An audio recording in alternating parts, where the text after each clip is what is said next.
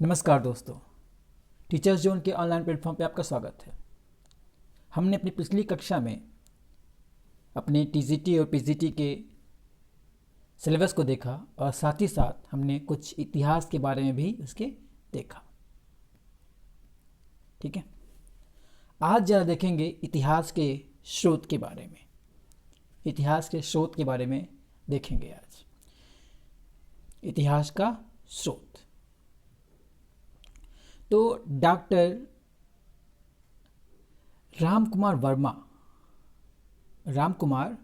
वर्मा ने हिंदी साहित्य को, उनके स्रोतों को दो भागों में बांटा हुआ है। हिंदी साहित्य के स्रोतों को दो भागों में बांटा हुआ है इतिहास के। पहला स्रोत क्या है? पहला स्रोत है आपका अंतः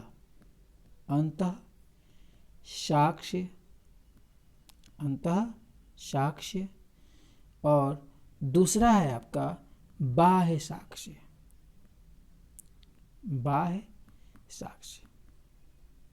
अंतः साक्ष्य में आपका जीवनी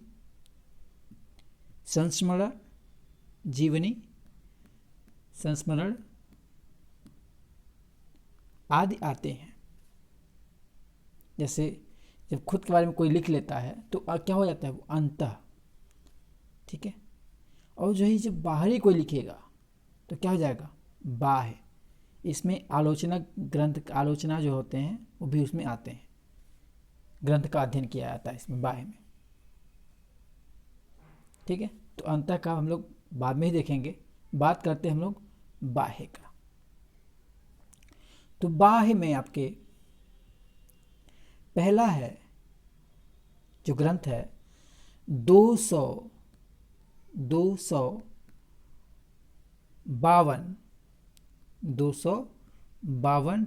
वैश्रवण की वार्ता। 252 वैश्रवण की वार्ता। ठीक है, और उसी में एक और है दूसरा है आपका 84। इसको आपने लिख लिया होगा, 252 वैश्रवण की वार्ता। और दूसरा है आपका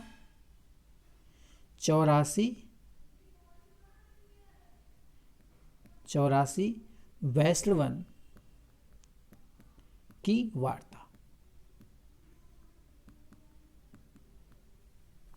ठीक है, इन दोनों के जो रचनाकार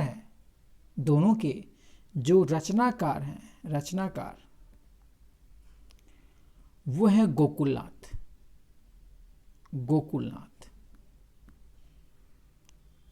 ठीक है, और इनका जो रचना काल है वो है विक्रमी संवत 1625। अब ये बताइए कि विक्रमी संवत को बदलने के लिए ईस्वी में क्या करना पड़ेगा? तो क्या करेंगे, -57 कर देंगे।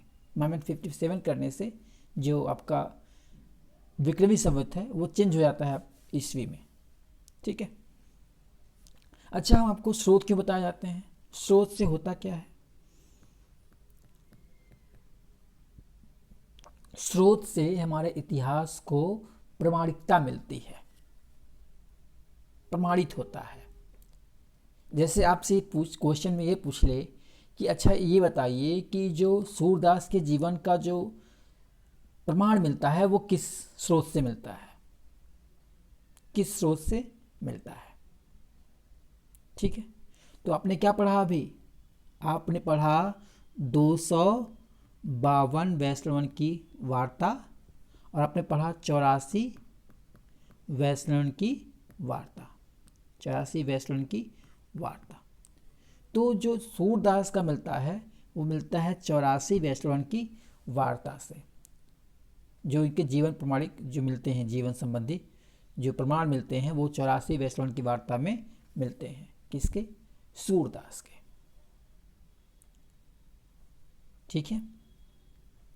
एक क्वेश्चन पूछता है कि ये जो दोनों हैं 252 वेस्टलैंड की वार्ता और 84 वेस्टलैंड की वार्ता, वो गद्य में है या पद्य में है? तो भाई ये पद्य में है। किस में है ये? दोनों के दोनों पद्य में है।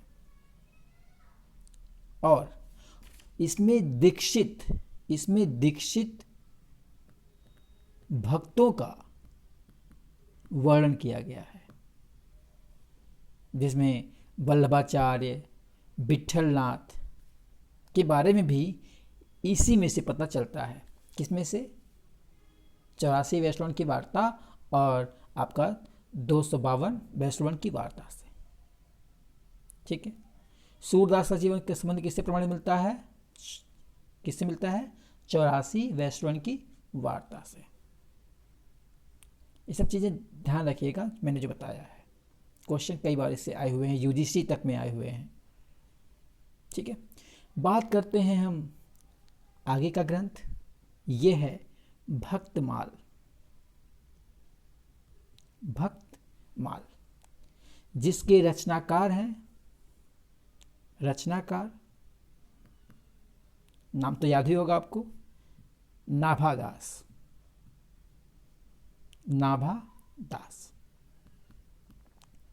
अगला हमारा जो ग्रंथ है क्या है? भक्तमाल, जिसके रचनाकार कौन है? नाभादास। अच्छा, नाभादास का मूल नाम क्या है? नाभादास का मूल नाम क्या है? तो है, इनका मूल नाम है नारायण दास। ये तो रचनाकार हो गए। अच्छा, भक्तमाल की रचना काल क्या है? भक्तमाल की रचना काल क्या है? तो है विक्रमी संवत 1642।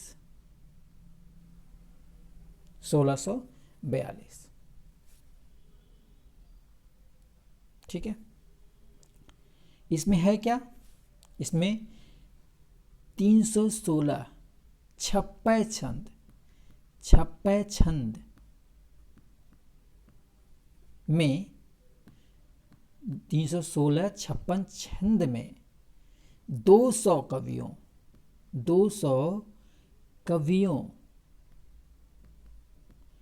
कवियों का उल्लेख किया गया है। ठीक है, उल्लेख किया गया है। अब बात ये आती है 56 छय क्या होते हैं? 56 छंद क्या होते हैं? तो 56 छंद, जब आप छंद शास्त्र पढ़ेंगे तो आपको बताया जाएगा कि 56 छंद क्या होते हैं और कुंडली क्या होता है। फिलहाल ये जान लीजिए कि 6 पंक्तियों का छंद होता है, जिसे हम 56 छंद कहते हैं। मतलब 6 लाइन का होता है वो। एक छंद 6 लाइन का होगा, फिर खत्म हो जाएगा। ठीक है, फिर दूसरा छंद शुरू हो जाएगा। ये आपको छंद पूरा बताया जाएगा छंद शास्त्र में। ठीक है, तो कितने हैं? 316 56 छंदों में 200 कवियों का वर्णन मिलता है। अब 200 कवि है ना, जिसमें 84 कृष्ण भक्त रहेंगे, कृष्ण भक्त कवि, और 116 राम भक्त कवि। ठीक है। इसी भक्तमाल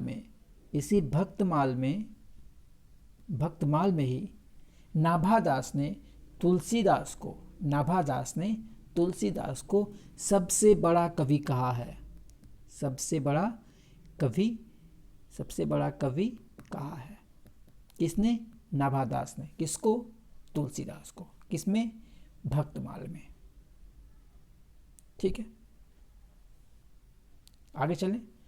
इसी भक्तमाल में स्मिथ है, ठीक है, ने तुलसीदास को मुगल काल का सबसे बड़ा आदमी कहा है। सबसे बड़ा आदमी मतलब ये कि नाभादास ने सबसे बड़ा कवि कहा तुलसीदास को, और स्मिथ ने सबसे बड़ा आदमी कहा तुलसीदास को। ठीक है, किसी को कोई दिक्कत नहीं होगी। चलिए बात करते हैं अगला। हम अगला है मूल गोसाई चरित। मूल गोसाई चरित।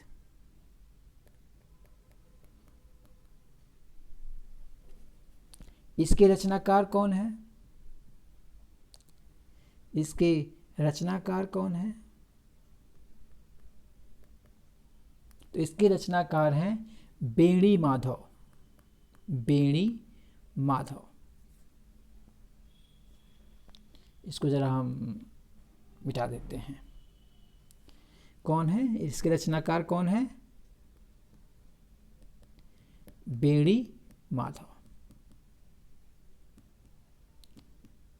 जिसे कई जगह बेनी माधव भी कहा गया है। ये व्याकरण की दृष्टि से होता है। ये बेणी माधव जो थे वो तुलसीदास के शिष्य थे। तुलसीदास के ये शिष्य थे।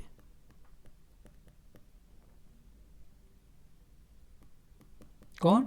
बेणी माधव।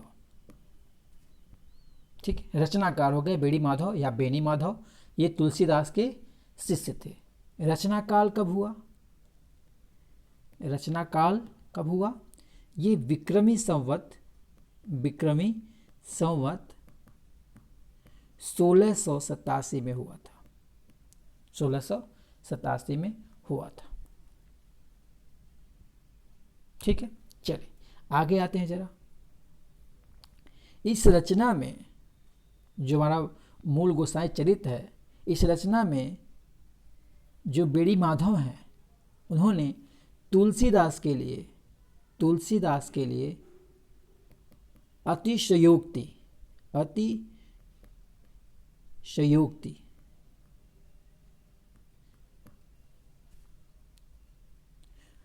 वर्णन किया हुआ है। अच्छा, हमको एक चीज पूछना था आपसे, आप लोग कमेंट जरूर करिएगा इस चीज का। अतिशयोक्ति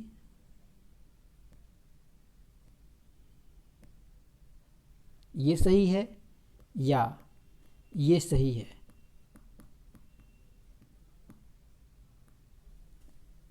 ठीक है, अतिशयोक्ति श्रृंगार ये सही है? क्या ये सही है? श्रृंगार। उज्ज्वल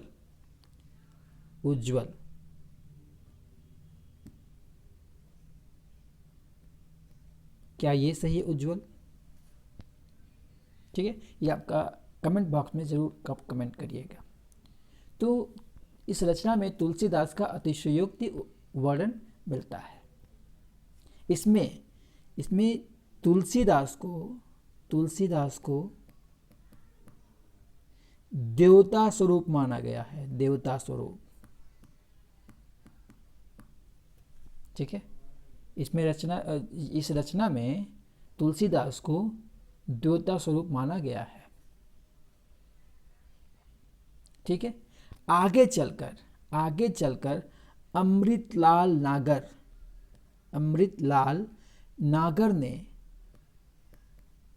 नागर ने तुलसीदास के जीवन पर एक और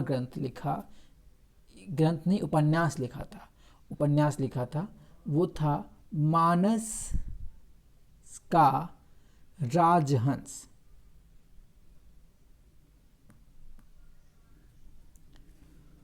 मानस का राजहंस, जिसका आधार क्या था? गोसाई चरित्र ही था। उसको आधार मानकर ही इन्होंने लिखा हुआ था मानस का राजहंस तुलसीदास के लिए। एक और ग्रंथ भक्त नामावली।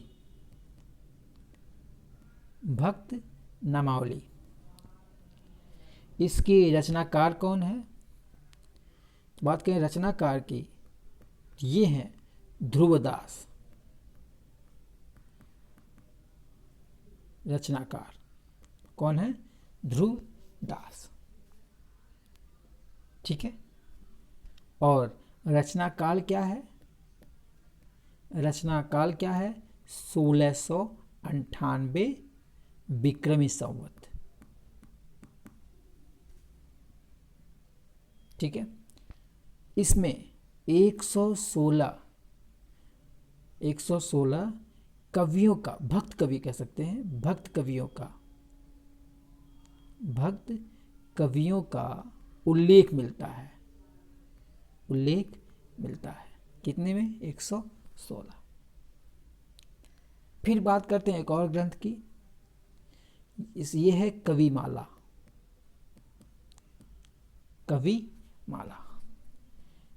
जिसके रचनाकार जो हैं इनके हैं वो हैं हरिदास तुलसी।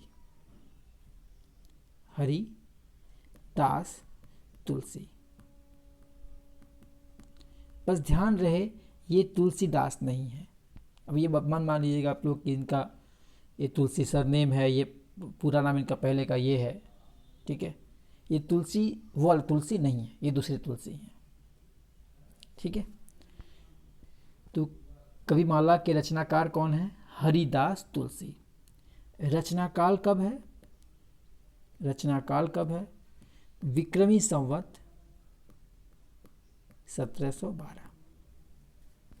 विक्रमी संवत 1712। ठीक है, इसमें 74 भक्त कवियों का उल्लेख मिलता है। ठीक है, आगे अभी कुछ रचनाएं और बची हुई हैं, कल हम लोग उसको देखेंगे और आगे अपने चलेंगे। थोड़ा भाषा भी देखेंगे, भाषा को भी देखना होगा। ठीक है, उसके बाद हम अपना शुरू करेंगे। बस 1-2 दिन और आपका चीज़ें शुरू हो जाएंगी, जो पद्धतियां हैं वो शुरू हो जाएंगी 1-2 दिन में। ठीक है, तब तक के लिए आज के लिए बस इतना ही, फिर से कल शुरू करेंगे।